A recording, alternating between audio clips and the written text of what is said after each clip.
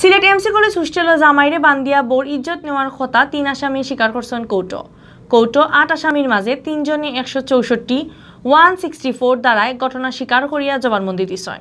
শুক্রবার বিয়ালে Sylhet metropolitan magistrate প্রথম কোর্টের বিচারক জিহাদুর রহমানে তারার জবানবন্দি রেকর্ড করছেন।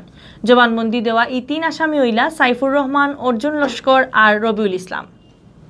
5 দিনের রিমান্ড শেষ করিয়া শুক্রবার বিয়ালে 3 আসামিরে পুলিশে হিরবার কোর্টে তুলছিল। এই সময় তারা কোর্টে জবানবন্দি দেওয়াত রাজি হওয়ায় বিচারকে তারার জবানবন্দি রেকর্ড করছেন। পয়লা জবানবন্দি দিছে অর্জুন লস্করে, এর বাদে সাইফুর রহমান আর রবিউল ইসলামে। জবানবন্দিত এই 3 আসামিয়ে ঘটনার তারা আসলা করি স্বীকার করছেন। আর হোস্টেলও ওদিন কিলান কিতা হয়েছিল সপ্তাহ কইসন করি জানা গেছে সোমবার এই 3 জনের 5 দিনের রিমান্ড নেওয়ার হুকুম দিছলা সিলেট মেট্রোপলিটন ম্যাজিস্ট্রেট দ্বিতীয় কোর্টের বিচারক সাইফুর রহমানে। এই মামলায় এরেস্ট হওয়া আরো 5 আসামি 5 দিন করি রিমান্ড আসেন। এই 5 জন হইলা রাজ চৌধুরী রাজন, আইনুদ্দিন, শাহ মাহবুবুর রহমান রনি, মাহফুজুর রহমান মাসুম আর তারিকুল ইসলাম তারেক। গেছে শুক্রবার হাইনজাবালা এমসি কলেজের গেইটও ছাত্রলীগের কয়েকজন কেডারে জামাই বউরে তুলিয়া খান্দার হোস্টেলও নিচ লাগে।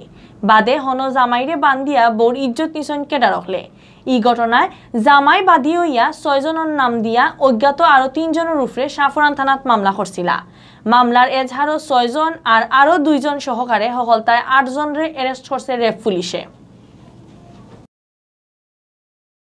আপনারা জানেন আসামি সাইফুর, অর্জুন এবং রবিউল তারা 5 দিন রিমান্ড ছিল। তদন্তকারী কর্মকর্তা 5 দিন রিমান্ড শেষে ওদের স্বেচ্ছায় তারা আদালতে স্বীকারোক্তিমূলক জবানবন্দি দেওয়ার ইচ্ছা ব্যক্ত করিলে বিজ্ঞ আদালত হাজির করে আজকে 3 জন আসামি ওদের দোষ স্বীকার করে স্বীকারোক্তিমূলক জবানবন্দি প্রদান করে 2 জন আসামি বিজ্ঞ ম্যাজিস্ট্রেট জিয়াদুর রহমানের আদালত এবং 1 জন আসামি জনাব সাইফুর রহমান সাহেবের আদালতে জবানবন্দি প্রদান করে।